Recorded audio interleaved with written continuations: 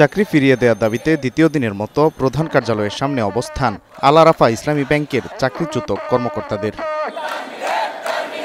তাদের দাবি যৌক্তিক কারণ ছাড়াই ছাঁটাই করা হয়েছে 550 কর্মকর্তাকে। ফলে পরিবার নিয়ে তাদের এখন অনিশ্চয়তার পথে যাত্রা করতে হবে। আমাদের পার্সোনাল মেইল এবং আমাদের ব্রাঞ্চের ওপিএমজিআর মেইলে পাঠিয়ে দেওয়া হয়েছে যে আমাদের 547 জনকে টার্মিনেট করা হয়েছে। এর নির্দিষ্ট কোনো কারণ নাই। বিনা নোটিশে আমাদেরকে একটা টার্মিনেট লেটার হাতে ধরিয়ে দিয়ে বলল আপনাদের কাল থেকে প্রয়োজন নাই। অবিলম্বে চাকরি ফিরিয়ে দেওয়ার দাবি তাদের।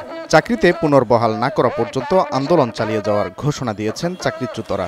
আল্লাহর আরশ কাইপে গেছে, আর কিছু বলার নাই।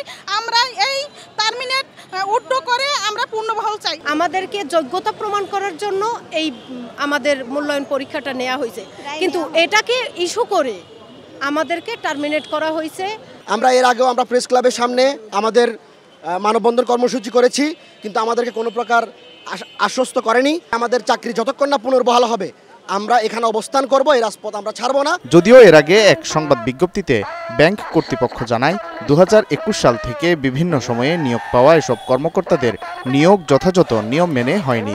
পরে জনবল মূল্যায়ন পরীক্ষায়ও উত্তীর্ণ হতে পারেনি আন্দোলনরতরা। বাংলাদেশ ব্যাংক বলছে প্রয়োজনে ছাঁটাই করতে পারে যে কোনো ব্যাংক।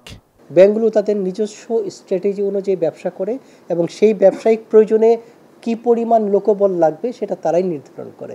তারা সময়ের প্রয়োজনে লোকবল নিয়োগ করে, আবার যদি মনে করে যে এখন আমার কাছে কাজের তুলনায় ব্যবসার পরিধির তুলনায় লোকবল বেশি হয়েছে, অতএব যারা নন পারফর্মার তাদেরকে কোনো একটা ক্রাইটেরিয়ার উপর ভিত্তি করে তাদেরকে আমি চাকরিচ্যুত করব, সেটা তাদের এখতিয়ারভুক্ত।